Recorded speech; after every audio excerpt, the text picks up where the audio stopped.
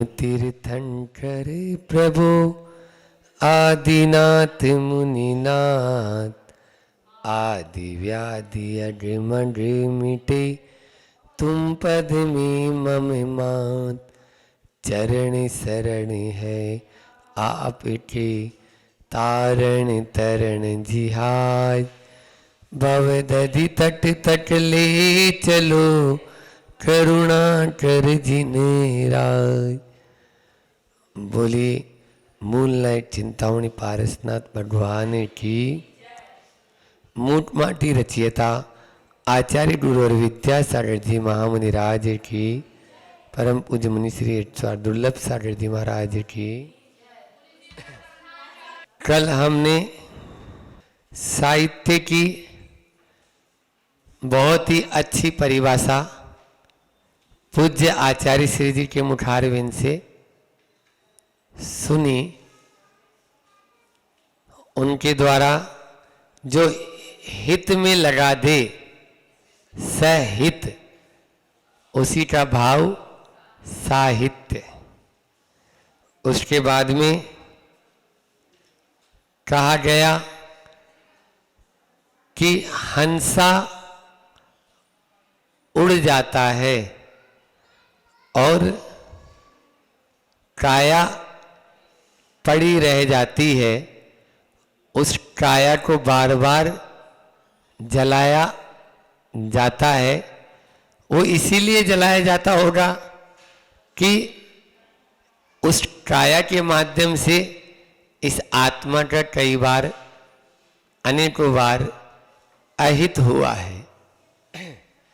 जिसने इस आत्मा का पतन किया है, इसलिए उसको बार बार जला दिया जाता है, उसको छोड़ा नहीं जाता। ऐसा यहाँ पर इन्होंने बताया। उसका दाह संस्कार होता ही आया है अब तक। और मोह और मोक्ष की भी बहुत अच्छी परिभाषा कल अपन ने जानी थी कि संसार के माध्यम से अपने को छोड़ पर प्रभावित में, पर पदार्थों में से प्रभावित होना मोह है, और अपने में भावित होना मोक्ष है। दूसरों से प्रभावित होना क्या है? मोह। और अपने में रम जाना मोक्ष है, अपने को पा लेना। आज उसी के आगे लेते हैं। इधर वह लेखनी भी कह उठी प्रासंगिक साहित्य विषय पर कि लेखनी के धनी लेखक से और प्रवचन कला कुशल से भी। लेखनी के धनी लेखक से और प्रवचन कला कुशल से भी, अर्थात जो चिंतन है वो चिंतन अब आगे की ओर बढ़ रहा है। कई गुना अधिक साहित्यिक रस को आत्मसात करता है।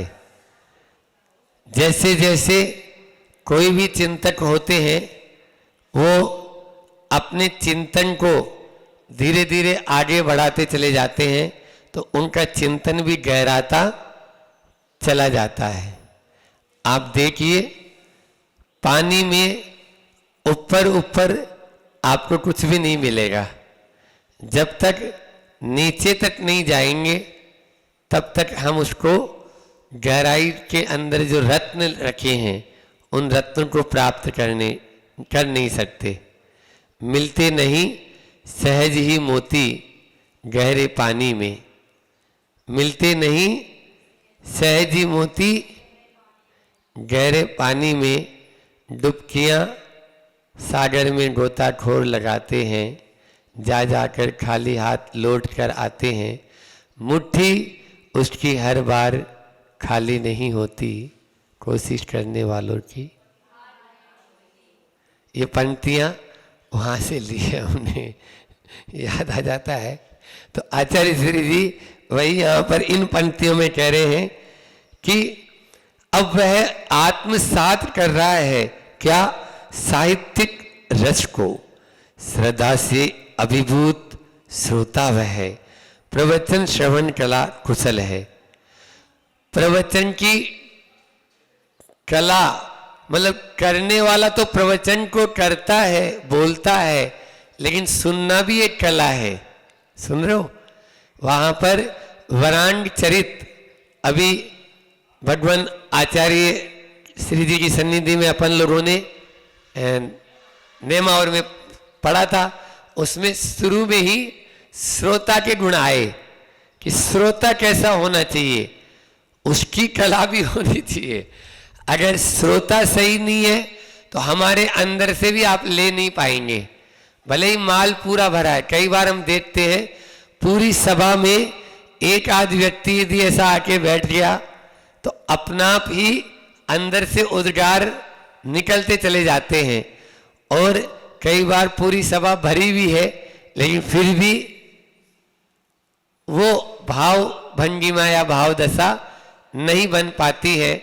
तो श्रोताओं के ऊपर भी निर्भर करता है लेने का कि वो क्या लेना चाहते हैं। अगर वो लेने का भाव बनाएंगे तो देने का भी अपना आप बन जाता है।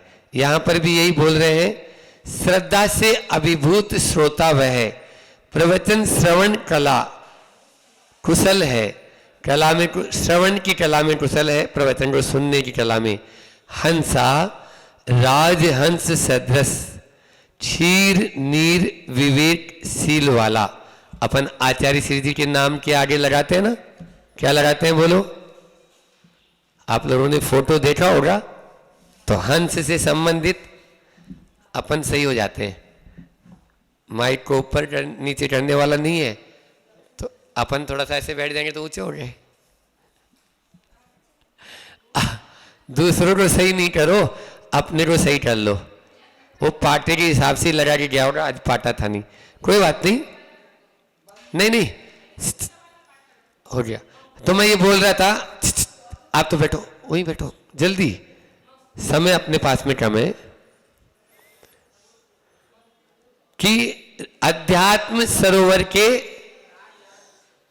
आचार्य श्री जी के नाम के आगे लगाते हैं ना राजहंस, है ना, अध्यात्म सरोवर के हंस। तो राजहंस ऐसे कौन से राजहंस हैं? अध्यात्म सरोवर के वो राजहंस हैं। हंस को विवेक की दृष्टि से विवेकनी दृष्टि वाला माना। नीर क्षीर विवेकनी दृष्टि कौन के पास होती है? अच्छा ये बताओ, आप लोग दूध पीते हो या पानी? बोलो दादा। बहुत बढ़िया, दादा ने पकड़ ली बात को। आप लोग दूध नहीं पीते कभी भी, पानी से मिश्रित दूध पीते हो, मिलावटी हो आप लोग, बचपन से ही चल रहा है वो तो अभी क्या। लेकिन हंस जो है अपनी उसकी चोंच में ऐसा रसायन होता है, गुरुजी बोलते हैं, कई बार उनके मुझसे प्रवचन भी किया उन्होंने। वो जब भी लेगा तो दूध को ग्रहण कर लेगा और पानी उसी में छोड़ देगा, बिल्कुल पानी नहीं। छेना में पानी नहीं है ये भी नहीं बोल सकते ना अपन। आपकी भेद विज्ञान की दृष्टि होनी चाहिए। जीव अलग है, पुद्गल अलग है। विवेक हीना पशु भी ही समाना। आहार, भय, मैथुन और परिग्रह, ये चार संज्ञाएं संसारी प्राणियों में सब में पाई जाती है, सुन रहे हो। लेकिन विवेकहीना पशु भी ही समाना। विवेक से हीन जो व्यक्ति है वो पशु के समान कह दिया गया। इसलिए हमेशा विवेक का काम करें। उस हंस से आचार्य भगवान यही शिक्षा दे रहे हैं अपन को कि वह क्षीर और नीर, दूध को दूध जानता है, लेता है और पानी छोड़ देता है। ऐसा वह शीलवान है, विवेकवान है। यह समुचित है कि रसोइया की रसना रसदार रसोई का रसास्वादन कम कर पाती है। ऐसा सुनने में आता है, जो मिठाइया होता है ना बनाने वाला, तो वो अपनी मिठाई खाता नहीं है, खाता नहीं, वो केवल दूसरों को खिलाता है। उसी प्रकार से जिस प्रकार से रसोइयों की रसना रसदार रसोई का रसास्वादन कम कर पाती है, उसी प्रकार से हम भी दूसरों के लिए ही सब काम कर रहे हैं, अपनी आत्म उन्नति के लिए नहीं कर रहे हैं। बना तो बहुत कुछ रहे हैं, लेकिन दूसरों के लिए। समझ में आ रहा है? यहां पर ये समझ लीजिए, चाहे हम भी जैसे साधु हैं, तो उपदेश देने के लिए तो हम सब काम कर रहे हैं, अपने स्वयं के। ये रसोइया का काम हो रहा है, समझ में आ रहा है?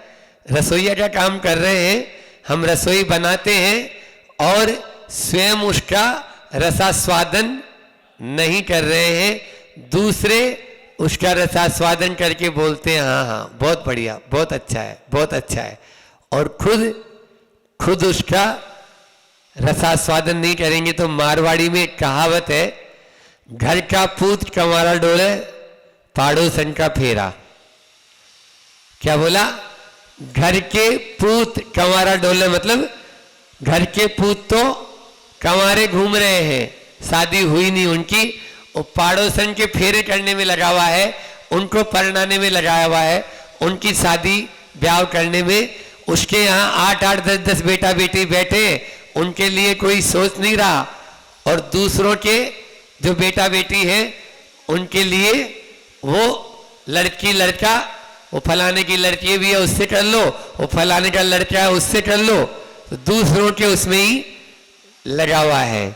तो ये स्थिति यहाँ पर हो रही है। यहाँ पर भी गुरु जी यही कहना चाहते हैं कि वह रसदार रसोई का भी रसास्वादन नहीं कर पाता है, क्योंकि प्रवचन काल में प्रवचनकार, लेखन काल में लेखक, वह दोनों लौट जाते हैं अतीत में। वर्तमान में जीना एक सबसे सर्वोत्तम माना है। समझ में आया? वर्तमान में जीना, दयाचंद जी सुन रहे हो? वर्तमान में जियो। हम क्या करते हैं, मैं ये करूंगा, मैं वो करूंगा, मैं ऐसा करूंगा, चातुर्मास यहां होगा, वहां होगा, वो आएंगे, ये जाएंगे, गा गा गा चलता रहता है।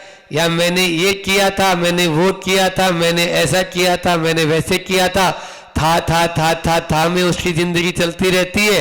यही उसके दुखों की गाथा है। क्या बोला? या तो वो गा गा गा में उसका जीवन पूर्ण समाप्त होता है, और या फिर था में चलता है। तो गा और था यही उसके दुखों की, हमारे दुखों की गाथा है। हम है में जीना ही नहीं चाहते हैं। जो प्रेजेंट में रहेगा, वर्तमान में रहेगा, वह अपने सुख को अनुभूत कर पाएगा, अपने भीतर के आनंद को, अपने भीतर के उस वास्तविक जो मतलब जिसको बोले शांति है, उसको वह अनुभूत कर पाएगा। लेकिन वो तब जब हम वर्तमान में रहेंगे। एक प्रवचनकार है, वो भी जब प्रवचन कर रहा है, चाहे हम ही है मान लीजिए, तो वह अतीत में लौट जाता है। एक लेखक है, वह भी अतीत में लौट जाता है, क्योंकि पहले मैंने क्या बोला, यदि इसको मैं क्रम से नहीं जोड़ूंगा तो निश्चित रूप से हंसी का पात्र हो जाएंगे। लेखक भी पहले उसने किताब में क्या क्या लिख दिया, यदि इस बात को वो नहीं देखेगा तो पृष्ठ पेशन करता हुआ चला जाएगा। पीसे हुए को पीस रहा है। जो पढ़ेगा एक बार तो पढ़ लेगा, दोबारा नहीं पढ़ेगा। इसलिए आचार्य भगवान कहते हैं वर्तमान में जीने के अभ्यासी बने। गीता का भी यही सार है। संपूर्ण गीता में श्री कृष्ण यही कहते हैं। उस समय प्रतीति में न ही रस रहता है, न ही नीरसता की बात, केवल कोरा टकराव रहता है, लगाव रहित अतीत से बस। बहुत अच्छा। उस समय प्रतीति में कोई रस आएगा ही नहीं ना, क्योंकि वो तो वर्तमान में तो ले ही नहीं रहा ना। मान लीजिए आप भोजन कर रहे हैं, ठीक है ना, और उदाहरण दे देते हैं। भोजन कर रहे हैं तो भोजन का स्वाद तभी आएगा जब आपका ध्यान उस समय भोजन करने में है। यदि आप आगामी ख्वाबों में जी रहे, मुझे अभी तुरंत तैयार होके ट्रेन पकड़ना है, ये पकड़ना है, वो पकड़ना है, तो आपने क्या खाया, कितना खाया, कुछ पता नहीं। और यदि आपको पुराना कोई टेंशन लगा हुआ है कि भैया अब देखो उसने ऐसे शब्द बोल दिए, मेरे से ऐसा नहीं बोलना था, क्यों बोला उसने, अभी भी तो इसी समय बोलती है, बस भोजन के समय, पहले क्यों बोला उसने। अब वो चीज अपन यदि पकड़ के बैठ जाएंगे तो निश्चित रूप से वर्तमान का हम उस न तो रस और न नीरस, कुछ नहीं, वहां कोई बात ही नहीं है ना, क्योंकि उस समय प्रतीति में नई रस रहता है, नई नीरसता की बात, केवल कोरा टकराव रहता है। वो टकरा रहा है, बार बार टकरा रहा है, काय से जाके, या तो पुरानी बातों से, आगामी बातों से, या अतीत। अतीत और अनागत की स्मृतियों में वो खोया हुआ है, उसी से जा जाके टकरा रहा है, अपना माथा बिड़ा रहा है, टकरा रहा है। लगाव रहित अतीत से बस आ गया, टकरा भी रहा है, और टकरा भी ऐसा नहीं कि वहां ठहर रहा है, ठहर नहीं रहा, जाता है फिर वापस आता है, फिर जाता है फिर आता है, तो लगाव से रहित है, वह ऐसे अतीत से टकरा रहा है। सुनाई दे रहा है? शिल्पी का आगमन हो रहा है माटी की ओर। अब यहां पर वो जो कांटे ने प्रश्न किया था, मोह क्या है, मोक्ष क्या है, साहित्य क्या है, इन सब के उत्तर यहां पर देकर अब आगे का जो एक तरह से दृश्य है वो बदल रहा है। क्या बदल रहा है? माटी में जल डाल चुका है, माटी और पानी एक में हो चुके हैं। जो माटी, सूखी माटी लाया था वो बिल्कुल ढेले बने हुए थे, उनमें जब कुएं से छानकर, छन्ना लगाकर, पानी छानकर, जीवानी पहुंचाकर पानी अब उसमें डाल दिया है मिट्टी में, तो माटी क्या हो गई? फूल गई। अब वहां पर शिल्पी का आगमन हो रहा है। ये नया दृश्य है माटी की ओर। जहां माटी है वहां पर फूली माटी को रौंदना है। फूली माटी को, क्योंकि फूली हुई माटी है, उसको रौंदना है, रौंद रौंद कर उसे लौंदा बनाना है। रौंदन क्रिया भी यह वह हथौलियों से संभव नहीं। वह जो रौंदन क्रिया करेगा, क्योंकि ऐसा तो है नहीं कि एक तगारी है भाई, उसको बहुत सारे कलश बनाने, मंगल कलश। तो आप लोगों ने कभी देखा कि नहीं देखा? कुमार के घर पे हम तो गए हैं बचपन में, खूब बाजू में ही रहते थे उधर। तो काफी दूरी में एक वो स्पेस होता है, स्थान होता है, उसमें वो लाके डालता है मिट्टी, उसमें पानी छोड़ देते हैं, फिर जब वो फूल जाती है अब वो उसमें नाचना शुरू करता है, पाँव से रौंदता है उसको, हाँ, ताकि वो एक मिनट हो जाए। तो हथेलियों से संभव नहीं। स्निग्धता की अधिकता माटी में और लाना है ना, हथेली से उतना जोर नहीं पड़ेगा। हथेली जो है हाथ है ना, उससे ज्यादा जोर नहीं पड़ता, पाँव से ज्यादा जोर पड़ता है। आप देख लीजिए,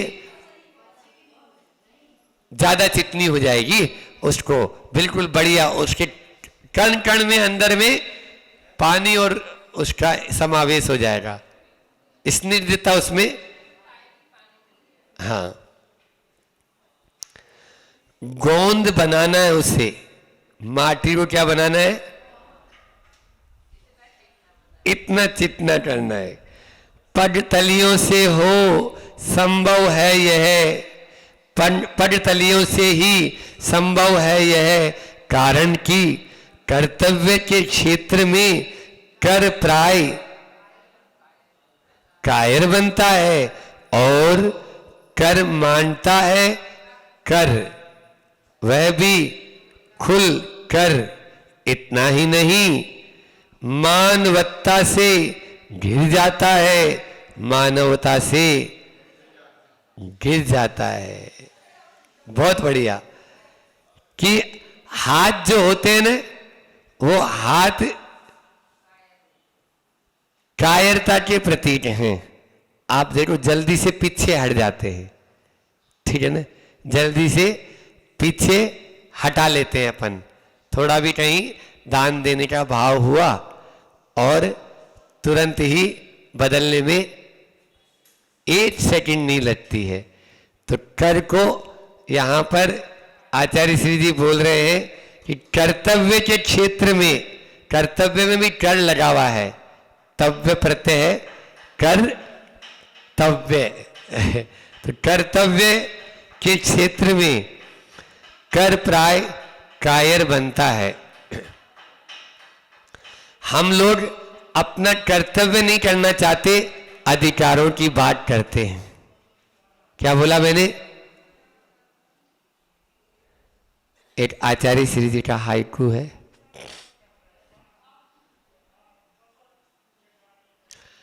दायित्व भार कंधों पर आते ही, दायित्व भार कंधों पर आते ही सो न सकती। बीच में एक शब्द और भूल रहे हैं, दायित्व भार कंधों पर आते ही मतलब शक्ति सो न सकती। हाँ, आ गया, शक्ति सो न सकती, दायित्व भार कंधों पर आते ही शक्ति सो न सकती। मतलब कर्तव्य जब उसका कंधों पर आ जाता है, वो अपना कर्तव्य समझने लगता है। अभी बाप थे, पिताजी थे, कोई चिंता नहीं, कोई चिंता नहीं थी उसको। 10 बजे आ रहा है, 11 बजे आ रहा है, 12 बजे आ रहा है। अब पिताजी नहीं रहे, अब बोलो क्या स्थिति होती है? वही पत्नी है, वही बेटा बेटी है, कोई भी नहीं बोल रहा उससे, कुछ भी नहीं कह रहा, लेकिन अब उसके अंदर में मूड पे पड़त है ना, जब सब याद आ जाते है ना, अब मूड पे आ गई है ना। अभी तक तो चाहती माँ बना के दे रही थी, सासू जी थी तो सब बना के दे रही थी, तो वो बहू को कोई काम नहीं करना पड़ता था। अब सासू जी नहीं है, अब देखो फिर बहू को अपनी जिम्मेदारियां। तो आचार्य श्री जी यहाँ यही कह रहे हैं, कर्तव्य को जो याद रखेगा, ध्यान रखो ये बहुत व्यापक शब्द है, इस पर तो कभी फिर हम और बोलेंगे कि कर्तव्य को हमारे अब जो दीक्षाएं होती है ना आचार्य श्री जी के यहाँ, वो कर्तव्य दीक्षा ही होती है। सुन रहे हो? आचार्य श्री जी के यहाँ अब मुनि दीक्षा और ये दीक्षाएं अब बंद सी हो गई, मतलब कम होती है या नहीं होगी, लेकिन कर्तव्य दीक्षा आपको हथकरघा में दे दिया, कर्तव्य दीक्षा आपको शांति धारा में डाल दिया, कर्तव्य दीक्षा आपको प्रतिभा स्थल में दे दिया, कर्तव्य दीक्षा आपको पूर्ण आयु में दे दिया, कर्तव्य दीक्षा। अभी भागवत की जो बहनें थी उनको फिर से दोबारा से दीक्षित करके वहां भेज दिया, पूर्ण आयु में दे दिया। तो ये सब क्या है? तो आचार्य श्री जी इसको बहुत ज्यादा मानते हैं, बहुत ज्यादा। तो ये कर्तव्य, तो कर्तव्य के क्षेत्र में कर प्राय कायर होते हैं, ये होता ही है।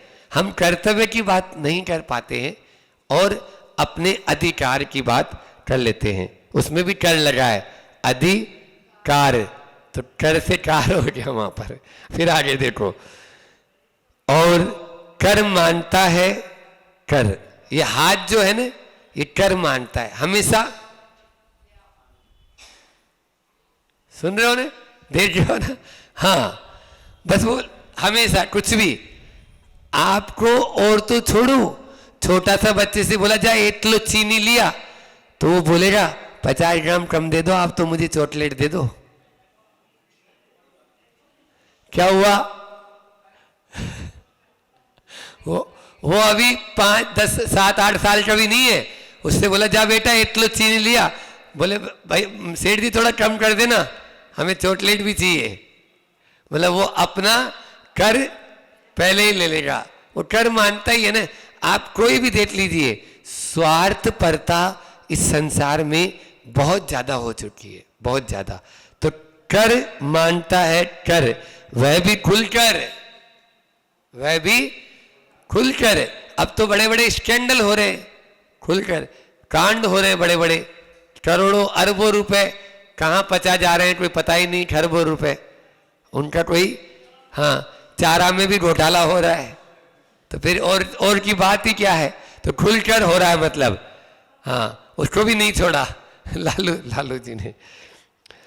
कर मानता है कर, वह भी खुलकर। इतना ही नहीं, मानवत्ता से घिर जाता है। मान के कारण वह इतना घिर जाता है और मानवता से गिर जाता है। एक से तो घिर गया, चारों तरफ से मान, बिल्कुल स्टेटस मेंटेन करना है मुझे। ये जो 2 नंबर के काम होते हैं ना, ये क्यों हो रहे हैं आप ये देखो। ये इसलिए हो रहे हैं, आज प्रातः काल भी मैं बोलने वाला था, आज अपन ने बोला था ना चाह है ना, तो चाह पे चॉइसी नेचर, चॉइस होता है ना, तो चॉइसी नेचर दुखों का है घर। हमने मंडी बामोरा में बोला था कि चॉइस ज्यादा हो गई, ये भी चाहिए। पहले एक तरह की सब्जी 30 दिन बनती थी तो कोई उसको उबाट नहीं आती थी। अब एक तरह की सब्जी यदि आज की जगह कल भी बन जाएगी वही। अब कहाँ ये लौकी रोज रोज खाने को मिल रही है, और कोई दूसरी नहीं बनती क्या? बोलो। तो ये चॉइसी नेचर हो गया। पहले कोई था ही नहीं ना, आसपास में सब खेतों में एक ही सब्जी बनती उठती थी, बस वही बनता था, वही चल रहा है। अब 70 तरह की चीजें चाहिए, और उसमें भी फिर ये वाला छोटा, ये बड़ा, ये गोरा, ये काला, अलग अलग तरह के भेद प्रभेद चलते चले जा रहे। पहले एक वैदराज जी होते थे, सुन रहे हो कि नहीं सुन रहे हो? एक वैदराज जी होते थे, सिर से लेके पांव के नाखून तक का इलाज कर देते थे। और अब आंखों का डॉक्टर अलग, दांतों का डॉक्टर अलग, कान का डॉक्टर अलग, माथे का अलग, न्यूरो और हार्ट का अलग, और ये पेट का अलग, टांग का अलग और हाथ का अलग। उसमें भी अब और विदेशों में जाओगे तो दाहिनी आंख का ऑपरेशन अलग इन डॉक्टर साहब के यहाँ होता है। बाईं आंख दिखाना हो तो इनके यहाँ जाओ, क्योंकि आपके पास में जे खूब है, दिखाओ, कर देते रहो, दे रहे यही कर। समझ में आ रही? मानवत्ता से गिरा है और मानवता से गिरा है, हर कोई की हालत यही है। इसी को कहते हैं शास्त्रों में प्रज्ञा अपराध, इसी को कहते हैं शास्त्रों में प्रज्ञा अपराध। मानवत्ता चारों तरफ है, मान ही मान।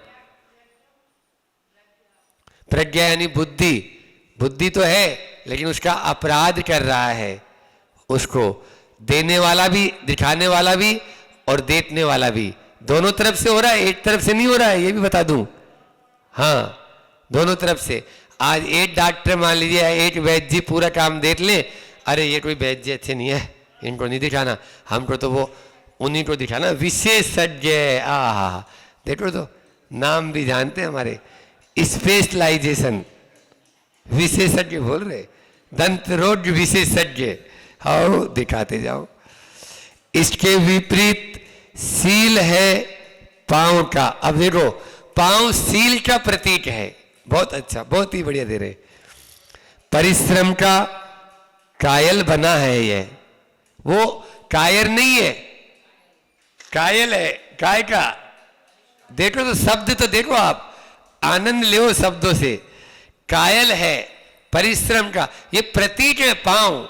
हम तो इन पांवों को धन्यवाद देते हैं कि तुम चलाने में मुझे खूब मदद करते हो, चलाने में मदद, जितना चलेंगे उतना ही अच्छा है। तो पांव को उपयोग करो, ठीक है ना, तीर्थ यात्रा करने में और प्रभु के दर्शन करने में, वंदना करने में। परिश्रम का कायल बना यह है, पूरा का पूरा परिश्रम कर प्राय घायल बनता है, और पांव नता से मिलता है, पावनता से खिलता है। वो शिल्पी जो है वो इतना परिश्रम करता है, क्योंकि आप लोगों ने देखा होगा, अभी तो ये तो बंद हो गया, हमने नींव भरी है। अपने बचपन के दिन बताते हैं कि जब मकान बनाते हैं, मिट्टी के मकान, तो उसमें नींव भरते हैं, या नींव के अंदर में जो मिट्टी होती है ना, फर्श बनाने के पहले, तो उसमें मिट्टी भरते हैं, ठीक है ना। अब उसमें पानी छोड़ देते हैं ताकि वो फर्श दबे नहीं।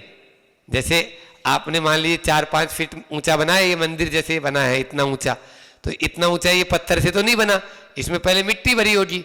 तो उस मिट्टी को भरकर उसमें पानी छोड़ देंगे, और पानी छोड़ने के बाद में उसमें खूब खुदाकादी करेंगे, उसको पाँव से खूब उसको रौंदेंगे, तो वो पूरी की पूरी मिट्टी, उसमें कहीं पे भी गैप नहीं रहेगा। तो थकान हो जाती है, और जब थकान हो जाती है, पूरा का पूरा परिश्रम कर प्राय घायल बनता है।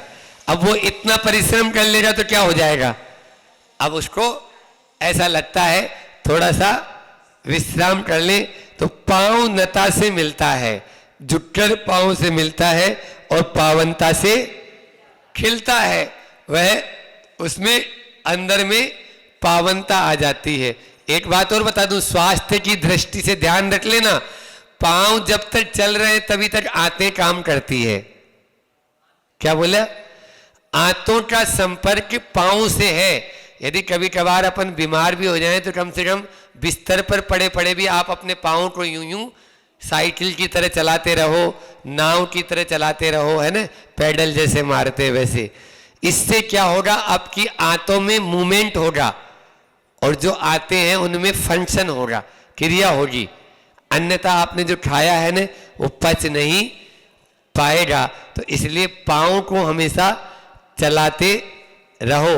आपको कभी भी पेट आदि में या कुछ इस तरह का दर्द होए तो आप चलना शुरू कर दो, चढ़ना उतरना शुरू कर दो, तो निश्चित रूप से थोड़ी देर में वो दर्द वगैरह सब ठीक हो जाएगा, क्योंकि मूवमेंट दे दिया अपन ने, उनको चलाना शुरू कर दिया। लो यकायक यह क्या घटने को, श्वास का सूरज वह अस्ताचल की ओर सरकता सा, शिल्पी का दाहिना पद चेतना से रहित हो रहा है। खून का बहाव था जिसमें उस पद में अब खून का जमाव हो रहा है। मिट्टी में कुछ ऐसा था कि वह उसके पांव में लग गया और उसमें से बहाव होने लगा। पहले जैसे ही लगता है, हाँ, जैसे ही कोई कांटा या कोई चुभता है तो एक बार तो ऐसे लगता है जैसे प्राणी, तो श्वास का सूरज अस्ताचल की ओर सरकता सा, शब्दों को पकड़ो, मतलब श्वास का सूरज अब अस्ताचल हो गया अब वो दोबारा उड़ने वाला नहीं है, इतना जबरदस्त। आप देखो कभी कोहनी पे, इधर यहाँ इस जगह ये कोहनी होती है ना, इस पे आपको कोई लगेगी धीरे से ही कहीं कोई चीज की, आपको दीवार की या कोई दरवाजे की, तो यहां लगेगी तो आपके इधर में आपको ऐसे लगेगा गए थोड़ी देर के लिए। तो श्वास का सूरज अस्ताचल की ओर सरकता सा, शिल्पी का दाहिना पद चेतना से रहित हो रहा है। अब वो दाहिना पांव में वो चुभ गया, तो चुभा तो लग रहा है चेतना से रही था, अब इसमें कुछ बचा नहीं, गए काम से। खून का बहाव था जिसमें उस पद में अब खून का जमाव हो रहा है। जहां खून का बहाव हुआ था पानी मिट्टी में था, तो मिट्टी में है तो अब जमाव शुरू हो गया, तुरंत ही माटी लग गई वहां पर उस जगह, तो वो एंटीसेप्टिक, अलग से कोई क्रीम लगाने की जरूरत ही नहीं है। तो खून का जो बहाव था वो जमाव में परिवर्तित हो गया, या अंदर से बाहर खून नहीं आ रहा है, खून जो है ना अंदर, हाँ, तो खून का पहले, हाँ, ब्लड का सर्कुलेशन जो था वो बंद हो गया है। ब्लड का सर्कुलेशन होता है तो सेंसेशन होता है, संवेदन होता है। अब संवेदन नहीं है, वो संवेदन शून्य हो गया है, खून का जमाव हो गया है।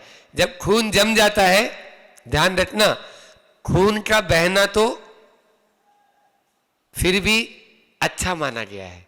क्या बोला? खून का बहना अच्छा माना गया है, और खून का जमना, दिमाग में या बॉडी में खून बह रहा है तो हमारा ये सारे के सारे फंक्शन काम कर रहे हैं। ये खून यदि बहना बंद कर दे और जम जाए तो हम भी फ्रीज, जो जीवन ही फ्रीज हो जाएगा, फ्रीज जम गया, ठंडा हो गया। जैसे बोलते हैं ना, अब इनको ये ठंडे हो गए, हाथ पांव ठंडे पड़ना शुरू, तो अब मतलब वहां पे ब्लड का सर्कुलेशन नहीं है, अब वो रक्त का संचार नहीं है, और रक्त संचार जहां नहीं है, खून का जमाव जहां हो गया, उनको तो फिर अब राम नाम और कोई काम बचा ही नहीं है। उठाओ इनको, ले जाओ, क्योंकि ये जम गए हैं। और दूसरा पद कुछ पदों को कहता है, पद पद पर प्रार्थना करता है प्रभु से की, मतलब वो जो दूसरा पांव है ना, उसमें अभी सेंसेशन है, संवेदन है, बहाव है, रक्त का बहाव चल रहा है, तो बोले दूसरा पांव जो है नमोकार मंत्र के पदों को याद कर रहा है। कुछ पदों को, दूसरा पद कुछ पदों को कहता है, पद पद पर प्रार्थना करता है प्रभु से की। अब वो पद पद पर प्रार्थना कर रहा है, एक पांव पे चल रहा है, तो पद पद पर प्रार्थना कर रहा है, पदाभिलाषी बनकर, मतलब वो उच्च पद की अभिलाषा भी, ये भी एक मानवत्ता है। मतलब हमारे अंदर मान जब आ जाता है तो हम पद की अभिलाषा करते हैं। तो यहां पर ये भी गुरु जी ने जोड़ दिया, पद से एक पद वो पांव, एक पद वो जो अपन नमोकार मंत्र के जो पद है, प्रार्थना के जो पद है, वो भी पद, एक पद वो जो ख्याति पूजा लाभ वाला पद है वो। तो पदाभिलाषी बनकर पर